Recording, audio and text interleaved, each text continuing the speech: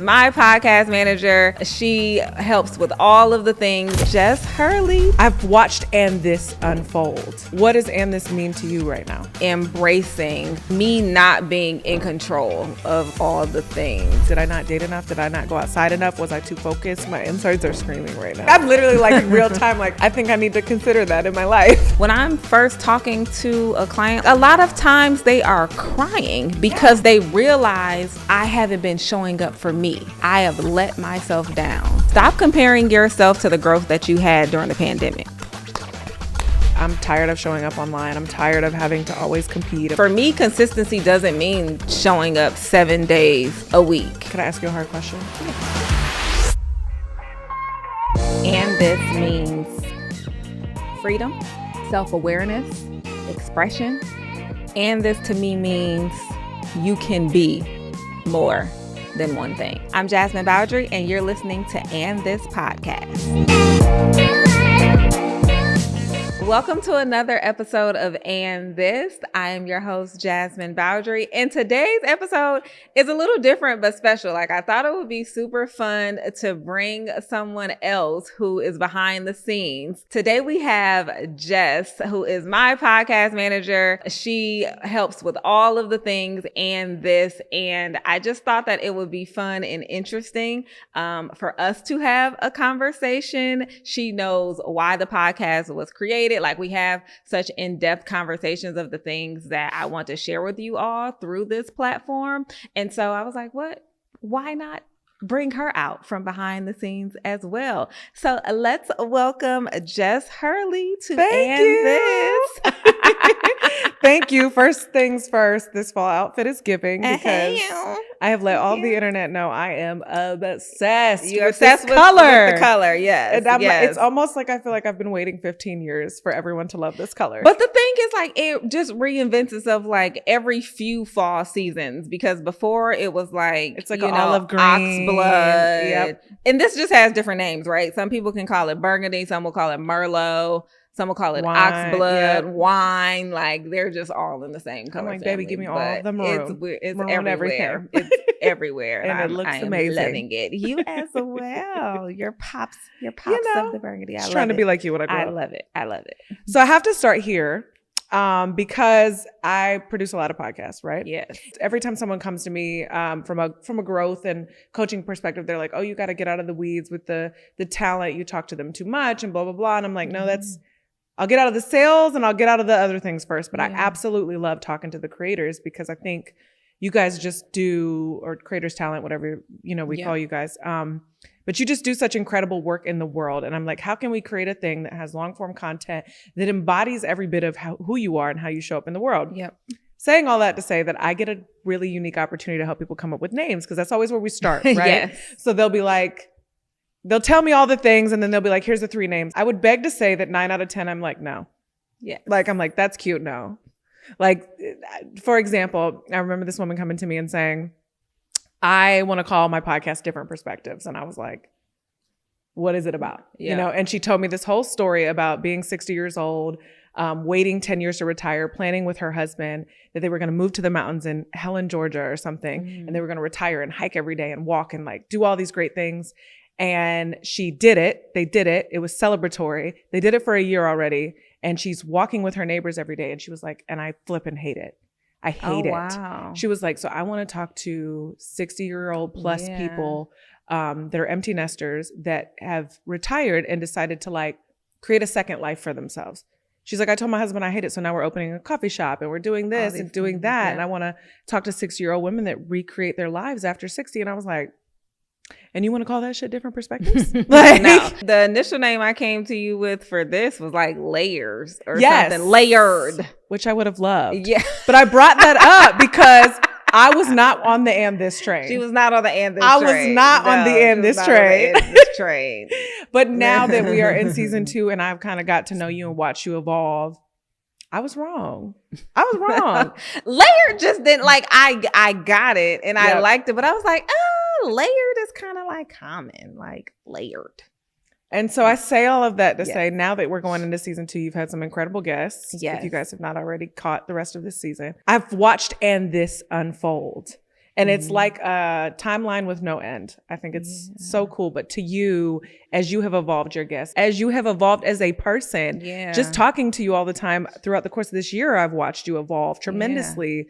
What does "and this" mean to you right now? Oh, that's so good. So I would say right now at this season of my life, and this is embracing me not being in control of like all the things, right? I would say not type A women, not in control. I know, right? You know, nothing of the sort. But I think that has led to business growth and like professional success, right? But I think as just getting older and maturing, I'm like, you know, at the end of the day, it's whatever God wants. Whatever he says, like he is ultimate in my life, like ultimately in control of it all. So in this season of "and this," it's really whatever God wants for me, right? And I have to be okay with being in different seasons, maybe not, you know, being at certain places that I thought I would be in my life, but embracing the many different layers of Jasmine. So that's kind of where I am right now with "and this." I am still doing all of the multiple things, but I think it's more so from a place of, okay, I think this is where, you know, God has me right now. But next year, it could be totally different. That release is hard. Yeah. And I'm saying this on not behalf of myself, but every woman. It's like, I have worked, curated, and put all these pieces together and made them move my entire life. And to wake up one day and realize that some things are just out of your control. Yeah. And then it becomes reflective, because when we're entrepreneurs, we are very self-aware, reflective, and accountable for everything. And so then we hold ourselves accountable for that. Like, did I not date enough? Did I not go outside enough? Was I too focused? Was I like all these things? All those. Absolutely. And it's so hard to be like, there's nothing wrong with me because of that. Yeah. Ooh, there's nothing wrong with me because of that.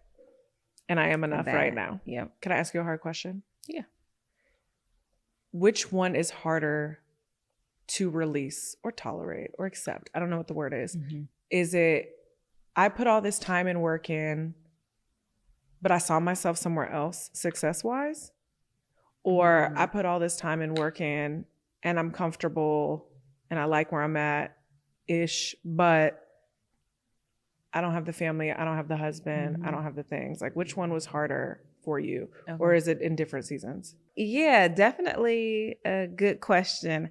I think what I've been sitting with lately is more of I did all the things. So I went to school, you know, got the good job, went back to school, got the MBA, like got the better paying job, right? Started a business, grew the business, you know, made tons of money, like able to buy my house, buy my car, like all of these things, right? But there's no husband to come home to. There is no, you know, baby that you're watching to grow and nurture. And so I think just in this season, it's more of, did I do things I don't want to say the right way, but maybe in the right timing. And I don't question how anything is or how it will be, but it has been, did I focus more on, because I was building a business for 7 years. So did I focus more on building the business when, you know, I potentially could have been dating more? Or when I was dating during that time, could I have been more present? Yeah. You know, because I would literally be on dates and in my head, I'm thinking, but I got to do this. I need to do this. I need to go home. Sir, like, you need to get out of my way. You know, like we need to wrap this up. I need to go back home. So it's kind of those thoughts of, could I have done, you know, things a little differently as I was growing, you know, the business. And so I think I'm more present of that now. You know, as I date, as I meet new people of, okay, these are, you know, the times that you're going to work. These are the times that you're going to have for yourself. And these are the times that, you know, you're going to allow, you know, space for someone else to come in, because I think that's the thing is like, I did not have space. Like I wanted a relationship and all of that in the marriage while I was building the business, but I didn't have space. I didn't have space for that. Right. I didn't allow space for that to come in, because I'm like, you're going to be a distraction. But also I'm angry that you're not here. Yep. In comparison, very similar. Yeah. I have realized in this season a lot of things that I have to let go of that will not work. Like it's a really fine balance. Like I want someone that can accept we are a lot of who we identify with and when we lead our businesses. Yep. So I'm like, someone needs to accept that is who I am, but also I am very aware that version of me will not work in a relationship. So I loved how you talked about embracing the fact that, and this kind of means like, how do I let go of the constructs and the accountability and the shame that comes with, like, shame equals should, and should says to me that society has told me that I should have kids, I should be married. Right. And I can't even fathom how every time we see someone get married or have kids or all the things, it's like, damn, did I spend my best years doing the thing that later on was not going to matter? Yep. Right. And releasing that is a thing in itself. I feel like I'm in a season of realizing like, okay, there's some things you need to let go of if you do want partnership. While I so desperately know I need to have this standard that I want a partner that's going to accept, then I lead. I will get in there and do what needs to be done. And you will get a version of me that at times you may not like. Yeah. So obviously accept 100% of me, but also, Jessica, what can you do to let go of some things that would create space for partnership, and also acknowledge that like most men they will probably admire or love this version of you in some light. But also they want the other parts of you. And if you don't let her come to life, if you don't move the leader aside and let the playful, soft, happy, joyful, peaceful, loving girl, all the aspects come out, and know that like the way that you have had to create mental, physical, and emotional and financial safety in your business, you don't necessarily need to lead in that way in a relationship. What are some of the things that you feel like you have had to let go of to make space? Definitely control. One of the things I think, just, when you are an entrepreneur, you're naturally a leader. In most cases, you should be. Forced by design. It's hard to, like, I've even found myself, I'm opening my own door. Right. It's because I can control the door opening. I can control that it's not going to hit me. And then in addition to that, it's trust.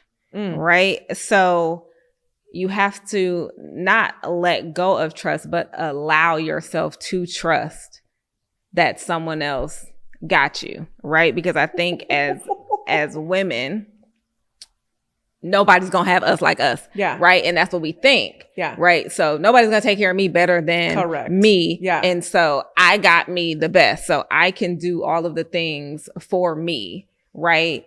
And so you have to make space to allow someone else to be like, I got it. Right. Like, do you know what I heard in that? I got it. That is the same concept or release that I had to experience as when I hire folks to join my team. And I'm like, did they do that right? Yes. But did they do it the way that I wanted them to do it? Yeah, literally. I just do that differently. I hired a new team to handle quite a few things, right? So they handle social media, they handle and like across various platforms, they handle email marketing, they handle like funnel building. And I'm like, but see, I want it like to look like that. And like, can you, and I found myself being like, I'll just do it. Yeah. I'll just do it. Yep. Don't worry about it. I got it. Yep. I'll do it. Right. But one, that doesn't allow someone else to grow. Correct. That doesn't allow someone else to get to know what you like and how that like translates with dating. Yes. Right. If I'm always like, don't worry about it. Yep. I got it. It doesn't allow them to really learn more about you so that they can give you what you actually, desire. My insides are screaming right now. Yeah. Like, ooh. Like, I'm literally like in real time, like, I think I need to consider that in my life right now. Yeah. Like, I mean, literally it just happened like last week with my team. And I was like, I'll just do it. But I got it. Yeah. And they're like, but if we just understood how you go about like thinking about this, then we can execute it. Yeah. Right. So I think it's also not being afraid to share what you need. Yes. Also, right? Especially when it comes to dating. Like, I like when you hold my hand.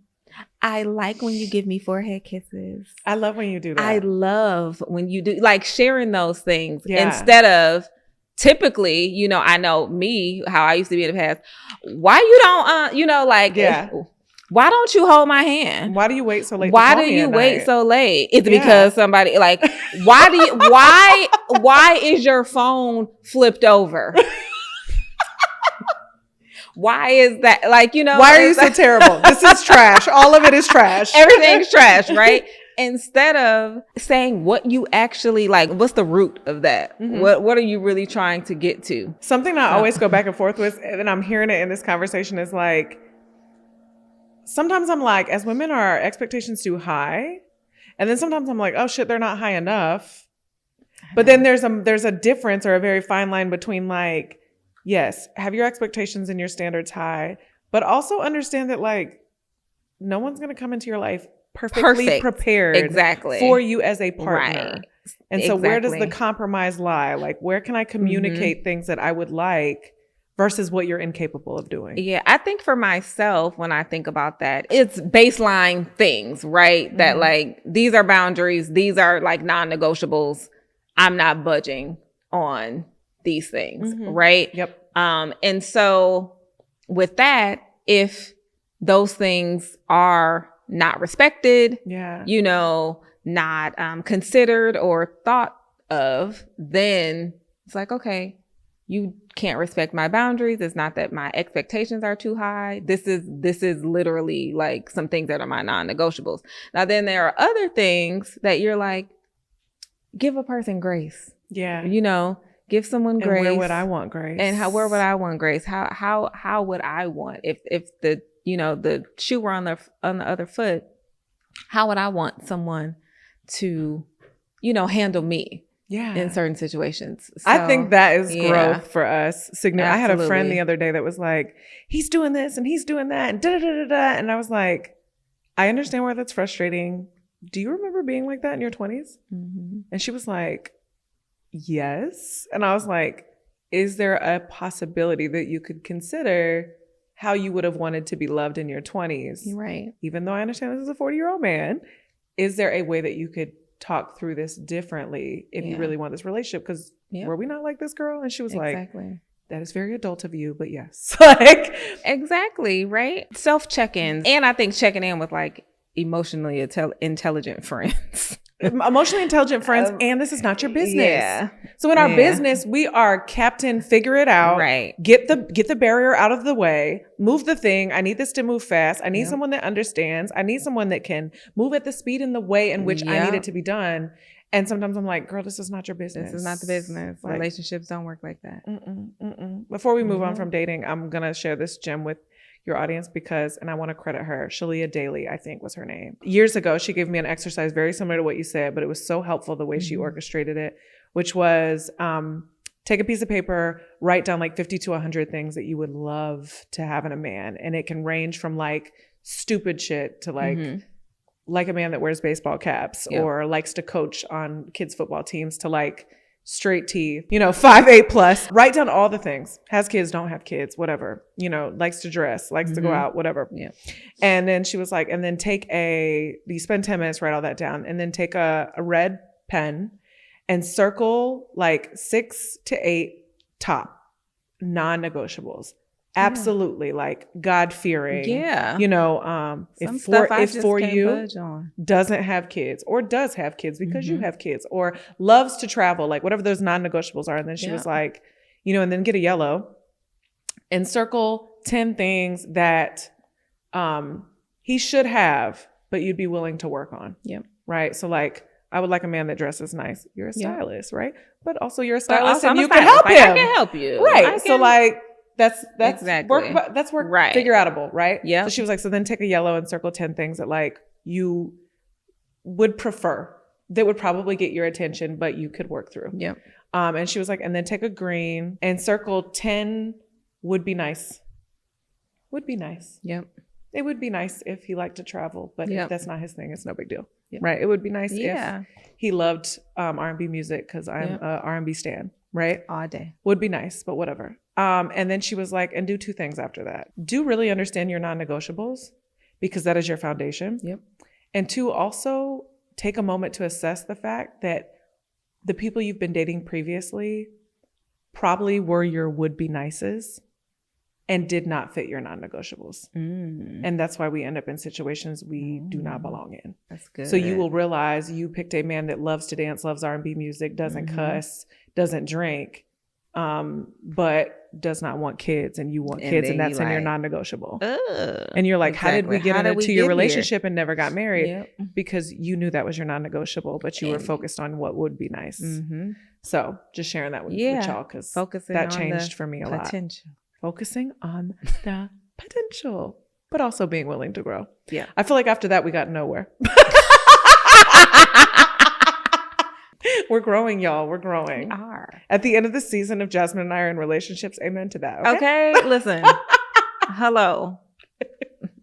Single, emotionally available guys. Emotionally available. Okay, so this takes me to my next part. With and this being a concept that spiritually is about acceptance, right? But also you are the queen of doing multiple things. Yes. Which from my side of the world as an entrepreneur, I've heard so many times, pick a thing, kill it, do it really well, and then and only then can you move on and do more. Yeah. I think you can certainly play across the lane, right? Yep. But I know for me, for a fact, if you put me in too many things at once, I go from really good at something to 30% in everything. Yep. And I think it is certainly takes a master to do multiple things Yep. at once. How do you show up in all of these places well all the time? Yeah.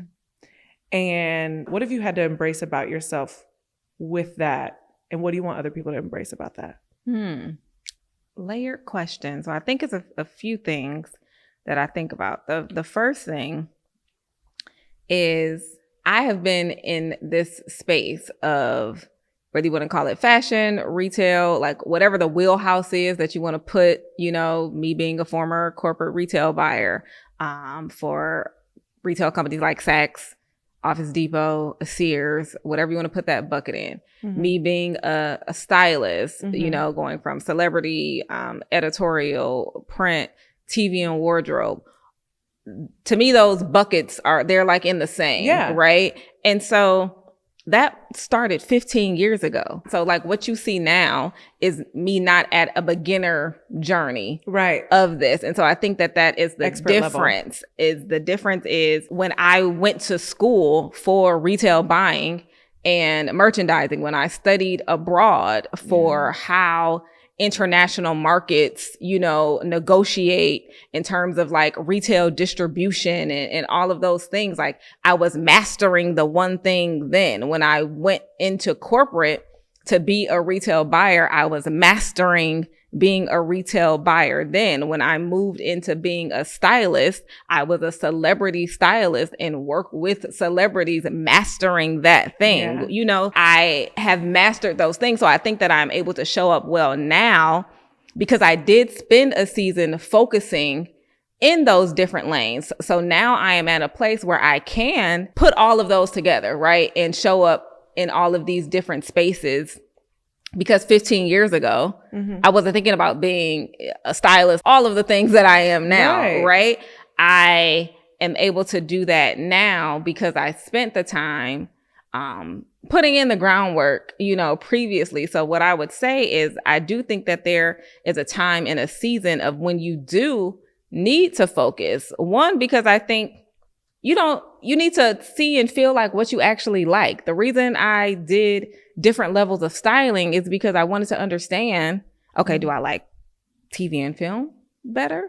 Do I like working on sets or like magazines? Do I like working on fashion shows? Right. Do I like actually just working with the everyday, person, entrepreneur, executive? You have to experience those different things to really determine what you like. So I feel like there are seasons of where you do need to hone in and focus, but then there are seasons where you can embrace all of you in the different facets that you are. That you are the expert in this field, and now you Exactly. can play in different lanes. That's not to be glazed over. Like 15 years of experience and trying all of these different concepts where you get to articulate and express your passion and your work. Yep. You get to grow your expertise. And I think there is just something this is for aspiring stylists or anyone growing their style business, I think, is trying all the different things, not only building your Rolodex, but also being willing to just get clarity on what you like and don't like, so that you can eventually, as an entrepreneur, do the thing that we all got in this to do,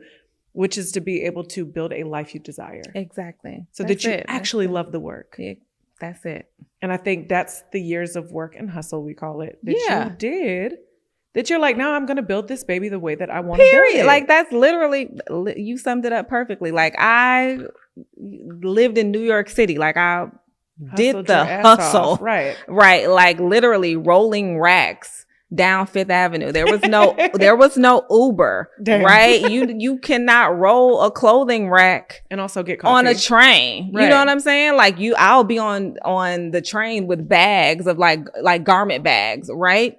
There was no budget for taxis, as a stylist. Like you are walking a majority of the time. I pay my dues. Right. In full. And so I'm going to build it how I want it. I'm going to build the life in business that I desire, that I see for myself, the way that I want to do it.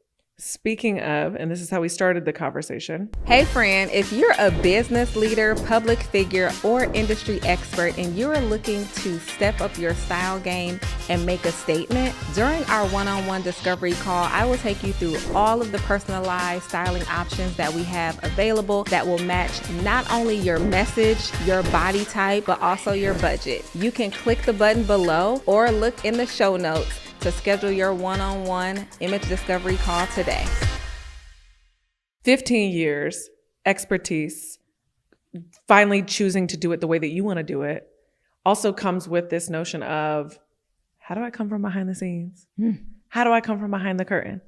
Add to that Jasmine is a super introvert. Listen. So I'm learning this. Yeah. That there is a very cute game you can play of, I'm going to let my work speak for itself. Mm-hmm. And okay, you can sit over there and be humble if you want to. Yeah. You better speak on what you do. Yeah. And find other ways to articulate it to people. And you're going to have to show up in some spaces if and when you don't want to. Yep. And you're going to have to talk your shit a little bit. Yep. Often. Yeah. And add to that, evolve with the times of the social platforms that we do have to be visible on and the way that people receive content. At what moment did you know you wanted things to be a little bit different and you were willing to kind of come from behind the curtain? Was it out of a need that was like, okay, enough people don't see? Because I'd be having those moments. I'd be like, we did that. We helped. Yeah. Somebody give us credit. Like the sweat equity. You want somebody to see the sweat equity. Was it out of a need? Or was it out of, okay, I'm ready to talk my shit? So I think it's a little mix of both. Mm-hmm. So definitely coming out from behind the scenes is still, hard for me. But I understand the need for me to pop out when I need to and then go back. Right. But I would say that for a lot of entrepreneurs that I know, the reason they got started or the reason that they, serve in the way that they do and show up in the way that they do is because something pisses them off.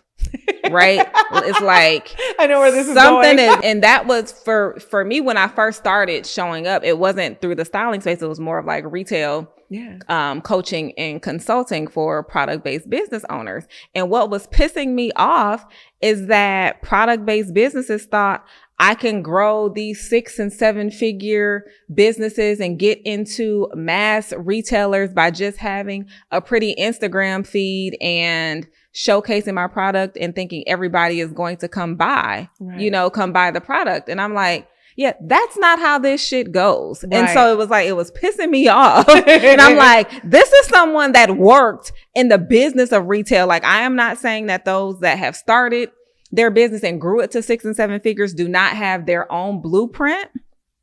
However, it's not the blueprint of someone that has actually worked in the corporate space of retail, if that makes sense. So there's a different level of understanding that I have of how things go. There's a different level of understanding that I have from growing multi-million-dollar product-based businesses, but also working for multi-million-dollar retail companies. And so what was pissing me off was the way that people were doing business when it came to it. And again, my way is not the only way, but I'm like, I got something to say. Yeah. And it's the total opposite of what all of these other coaches, you know, and consultants are trying to tell you to do. I'm telling you to do this, this, and this, and this, and this. And that's when you're going to start to see it. While someone else might be saying, yeah, you know, post 3 times a week or go live every day and, you know, run ads to your product basically. Like, that doesn't work. Like, ads work when you have other things in place to oil the machine. And so for me, that's why I felt I had to come from behind the scenes, because I'm like, well, who else but you? Who else has this corporate experience? Who else also, you know, ran a product-based business for 7 years, who also has a degree in this? Like, who else? And so that's why I started to talk my shit, because I'm like, oh no. I think that is the equivalent of, I know y'all have heard this before, but it's like the equivalent of someone saying, keep your mouth shut is taking from other people. Like, keeping your mouth shut and not stepping into your calling and not saying the thing that you want to say, especially when you're like, that's wrong. People are teaching you guys wrong, or there's a lot missing here, or this is not the only way to do it. And I know that I know the way, and I know I can be impactful. And by the way, please stop telling people that. Like, let me help you guys. That is the equivalent of when you are like quiet. The people that you are meant to serve don't get help. They don't get help. And then they get bad experiences, you know. Oh, I was scammed, or this coach, you know, they didn't really help me. And it's because, could you have helped that? If that person would have maybe just seen, you know, your content, but you decided not to show up that day. So they went and hired someone else. Yes. And it was a bad experience because that person was not you and couldn't give them what they truly needed. But it happened because you didn't open your mouth. This is so good, because all I'm thinking about is the ever evolving client of people needing to show up on social media, how there is a lot of noise, at least on my side of things. I always call it my universal algorithm, where people are just like, I'm tired of showing up online. I'm tired of having to always compete. I'm tired of the content creation. But I think when you can really like kind of sink your teeth into the fact that if you do this honestly, intentionally, with the concept of impact and well, like you, like just do it well. Because you have so much experience, you have to. And we need to start thinking about, like, what is consistency for me? Like, for me, consistency doesn't mean showing up 7 days a week. You know, consistency for me is like, I can probably show up well about 3 to 4. Right. 3 times a week. Yeah. Like 3 to 4. 3 good pieces of content for me. Otherwise, subscribe to the podcast 3 to 4, and email. Exactly. Like, you know, 3 to 4 is good for me. So I think a lot of times we cause our own burnout because we think that, I have to do, you know, I have to 7 days a week, I have to be on. Like, no, I absolutely take my off days where I unplug and decompress. But I also realize that I can't do everything myself. So you either pay with time or you pay with money. I am in a season of my life where I would rather have time back. Yes. So I am going to pay. So that I can have my time back. Correct. When I was first growing, I didn't have that freedom. So I had to use my time, right? Like, so I had to hustle. I had to do what I could, right? And so for me in this season, I want my time. So with that, okay, I'm going to meet with my team on this day They're going to get the download of, here's what I'm thinking. Here's what I want to accomplish. Here's what I want to do. And now go and execute it. And then just now with just systems and automations and AI, like I think it allows us to show up even more, but differently, but so that you can, be in these kind of multiple spaces at one time, right? Like you don't have to post content in real time. Right. Half of the stuff I post probably has been in my phone and it's probably in your phone. That's just sitting there, right? Like I literally dumped my phone to my Google Drive. My team organized it like, okay, here's BTS content. Here's when she's talking about retail stuff. Yes. Here's when she's with clients. Here is when she's done a photo shoot. Take all of that. Do something with it. Something with it, right? Correct. So a lot of the times I think we overthink it because we think that we have to do everything like in real time. That's so true. And you don't. You don't. Your audience is your best client. Like figuring out what they need and what they want and what they're searching for. Question for you as someone that is behind the scenes, and you had a guest, Madi, who also spoke about this. I think one of the things that has kept me stagnant with content creation for a really long time is that who pays me and who I'm talking to online are two completely different audiences.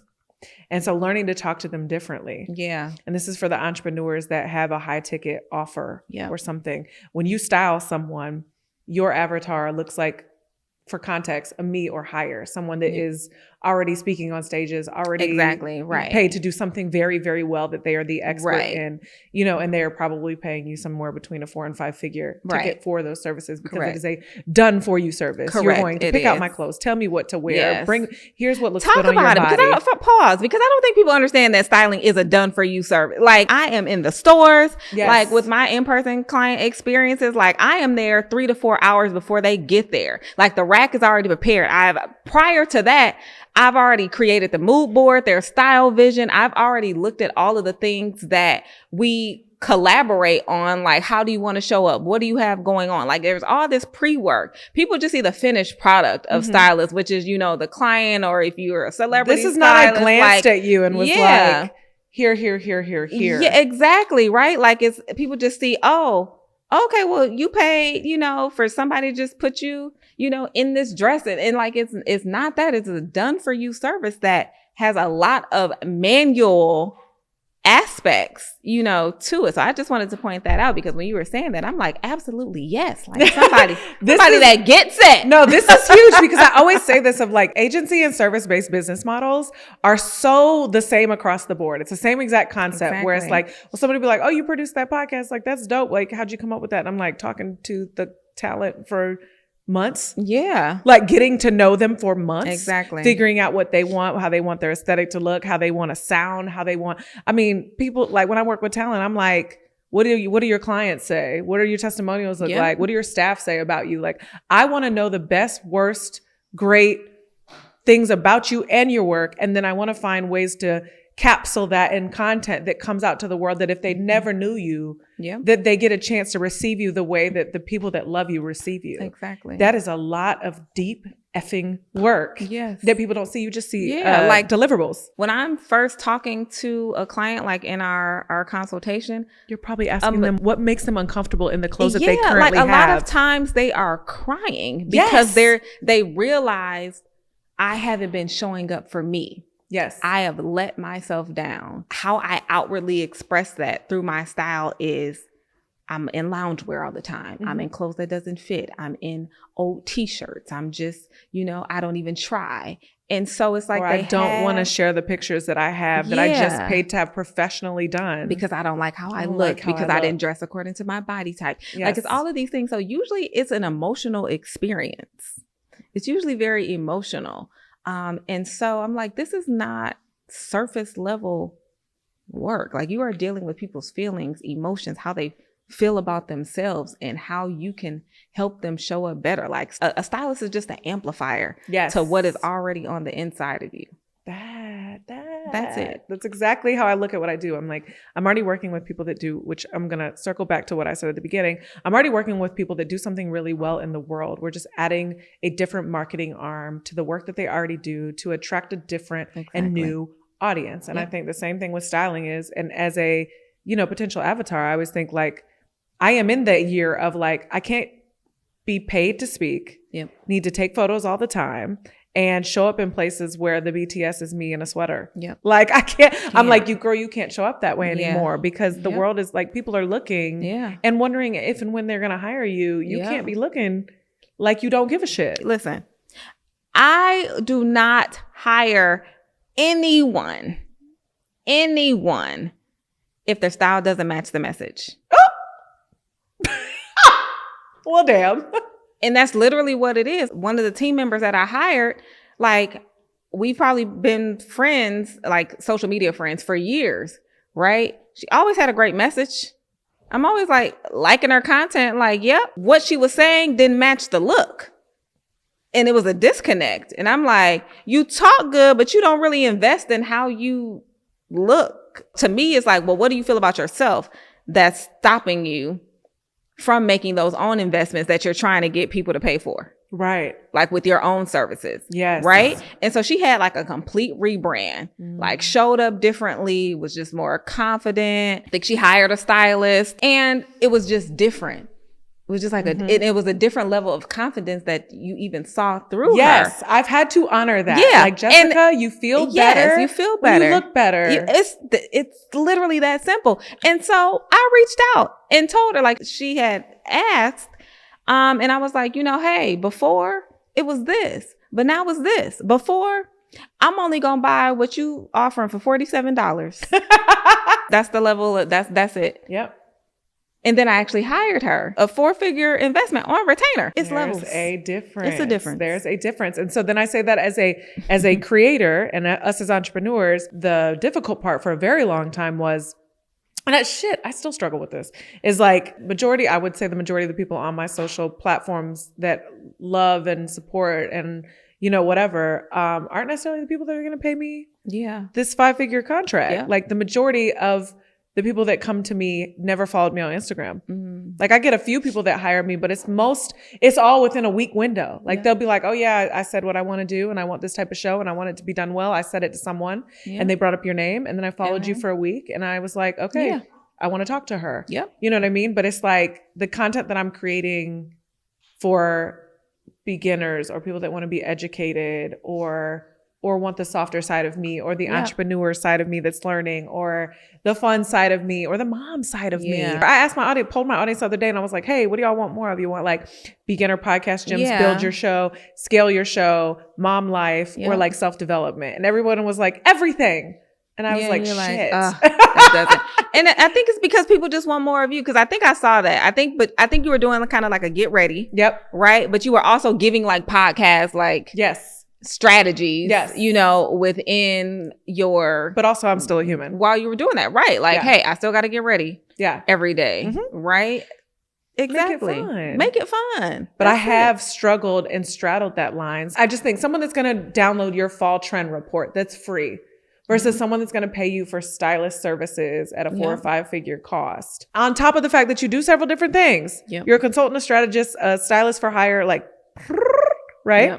How do you manage creating content or get creative in ways to talk to people to kind of bring them into the funnel and get them to the end goal? Yeah. So what has worked for me in terms of content? So I think different content works on different platforms. Absolutely. So, I also show up on LinkedIn, but there I'm trying to attract a different audience. I'm trying to attract executives and professional speakers. So I'm speaking more to the psychology of style. You should not be showing up on stage, just wearing whatever, because 70% of audiences judge you when they first see you, right? So I'm speaking more on that. On Facebook, it's probably a little more fun, probably a little more candid, because of the community that is there. Like a lot of people actually know me. And so I can be like, hey girl, hey, why do you still have on that loungewear? You've worn it all week. Do you want to get dressed this week? Yeah. I can talk to them there. On Instagram, for me, it's more of like an awareness and visibility. So I try to do a mix of things there. I'm always testing and tweaking. And so what I found that resonates is when I mix the humor kind of like with it. Yeah. Right. So mixing some humor Same. into Same. the content, but also showing the professional and more strategic side of educating. So showing like, if you are a rectangle body type, these are the types of things that work best for you. And here's why. Mm-hmm. So I found that different layers of content work based on who the audience is and on the platform. Before we get off this entrepreneur piece, I really want to point out something you said that I think is so simple. But just listening to your guests, listening to so many podcasts, I consume a lot of podcasts. I think everybody, listeners and hosts, are always looking for someone to come in here and drop some gems. Like, tell me the strategies, tell me the winning strategies, tell me the things that actually work. Tell me how to go do 1, 2, and 3, and I am wildly successful from it. Or I go viral, or everyone loves me and I've got the visibility I've been looking for. You are 15 years in the game. And I heard you say a word that I've heard among my entrepreneurship friends in our inner circles, and it is testing and trying. Testing and trying. Testing and trying. I know that sounds so simple, but I just had a conversation with my girlfriends last night that are all 6- and 7-figure business owners. And it was like a very, hey, shit's changing again. So what do we do now? We literally challenged each other last night. Like, hey, let's all post something. We're all going to challenge each other that once a week, we're going to post something very different, unlike what we normally do. And see how it works out, because it's time to test some things, because things have changed. You got to learn to ride the wave. You have to. Whatever has worked for you, it used to be years. Now it's a year or less. Whatever you may have been working for you changes. Absolutely. And it does not mean you are failing. It does not mean you're not winning. It is learning to accept that, like, if you want to continue doing what you are doing and doing well, you will have to find, test, and try new ways to show it, talk new your ways shit. to show and talk. I think a lot of entrepreneurs, and if you are one of these entrepreneurs, stop comparing yourself to the growth that you had during the pandemic. Because that shit is gone.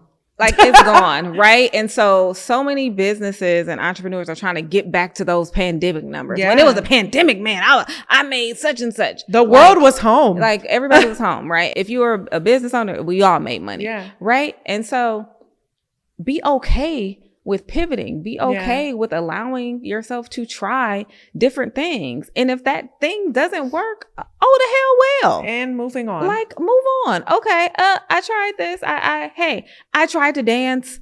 It didn't work. They don't like it.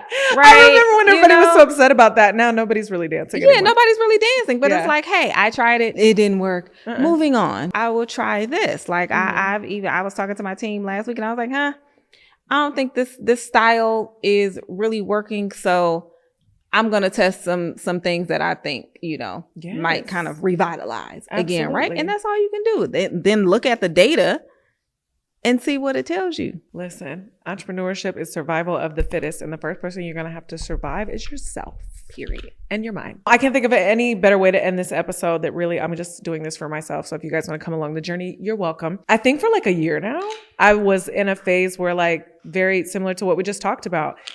And for women listening, you may be in this phase or have experienced this, where I was like, I hate everything in my closet. Hate it. Like, and I was like, this is not me anymore. I am not this girl, but not quite sure who I am anymore. Like, I don't even know where to go. Like, if you took me to the store, I wouldn't know where to start. And I think I just all of a sudden lately got excited about style again. Okay. Where I'm like, oh, I see where I can play with this and have fun with this. And I can also be loungy, but make it cute kind of thing.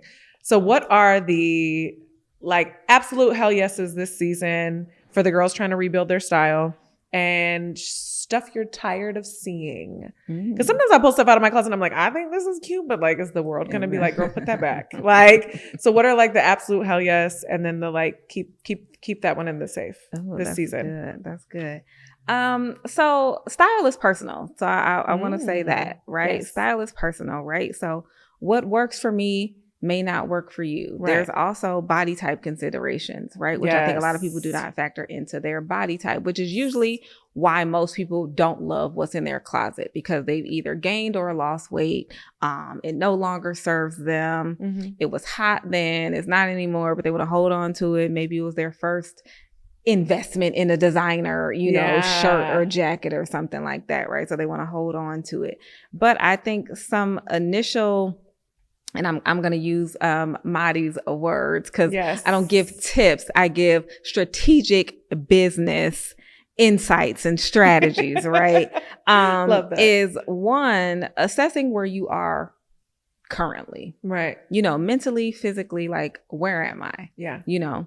And then understanding two, who do I want to show up as? Yeah. How do I want the world to perceive me? Mm-hmm. How do I perceive myself? Do the clothes that I currently have in my closet align with that? Okay, so that's the first thing. If that answer is a no, right, then you need to get rid of them.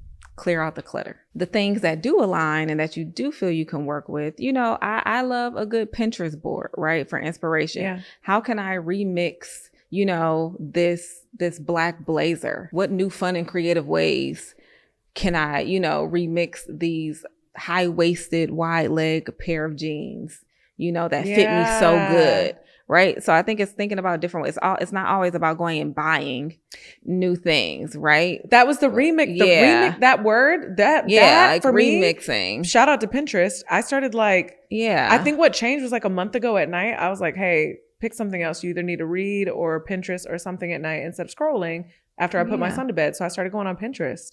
And I would save all my favorite outfits. And something about that for a month straight made me go in my closet. And I was like, girl, you have half this shit. It's like I have most of it you have. You just already need to play with it. Right? Exactly. Play. And I think that's another thing is allow yourself to play with new colors, prints, textures, styles. Because that's what a stylist does. Like, we play all day. Yeah. Like, we're going it's fun. Like, let's see if we can get you in this. This is something outside of your comfort zone, right? But let's just see. How do you feel in it? Right. And then that's the last thing is, how do I now feel in this? Right. So if there are pieces in your closet that just make you absolutely feel like the boss chick or that boss guy, like, go buy more of those. Right.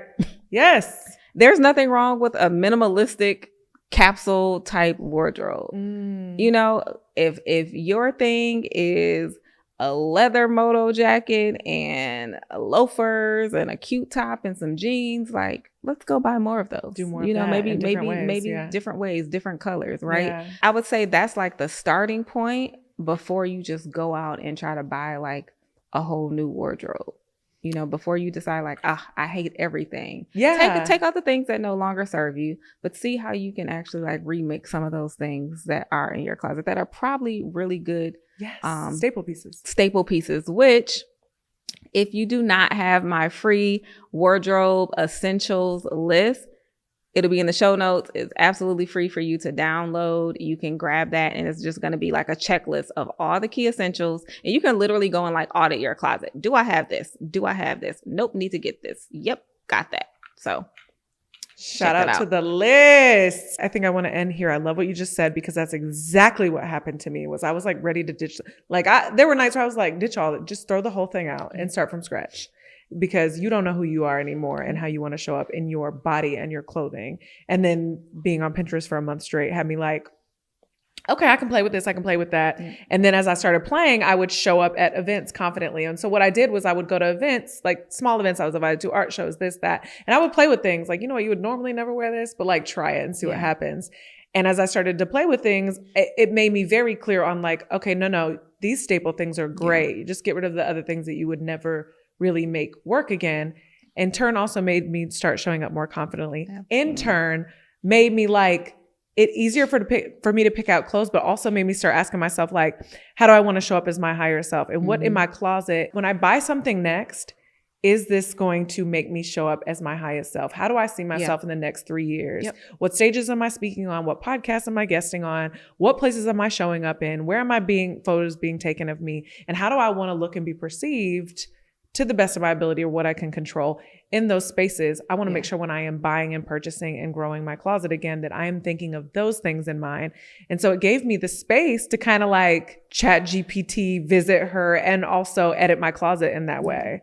And so my question to you, almost like a Madi chat GPT prompt, is what do you see Jasmine's higher self looking, doing, feeling, experiencing in the next 2 to 3 years? In the next few years, like what I see for myself is definitely just a more elevated version. Like I'm not a trend girl, but I'll incorporate. So currently the trend is like animal print is back, right? I'm so thankful. You know, animal print is back, right? But I've always been a blazer girl. Yeah. I've always like these types of dresses, which is like a skater kind of like peplum style dress, works for my body type because I don't have hips. And so it brings in the waist and kind of like arrows out to give the illusion, you know, that I may have a little hip. And so, you know, but this is something that I would wear that is classic, you know, I can wear this style for years, but incorporating it with trends. So I see myself definitely continuing to do that. I'm definitely a quiet luxury girl. Like, so I didn't know that was a saying. Yeah, absolutely. So it's like, I'm going to wear the designer all over, but you know, you'll get a little hint, you'll get a little piece. So I like to incorporate that. So I think that I will continue to really be, dress in a way that I have, but probably just more, you know, elevated. And my thing is I need to go places, right? Like I don't go enough places to show off the look. So maybe the next evolution of me is actually like being more at, you know, events. Like I see myself at, you know, I used to go to Fashion Week like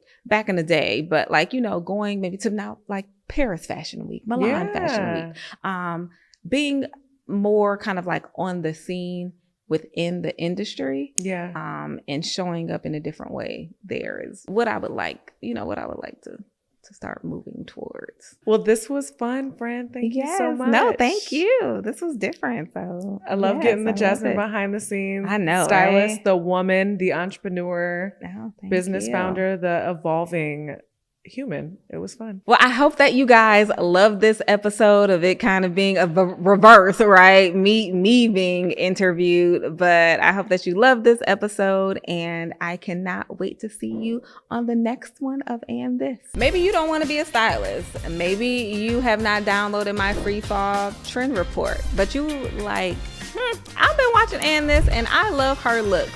You can shop all of these styles or something similar in my Like to Know It store. Grab the link by clicking the button below or checking out the show notes.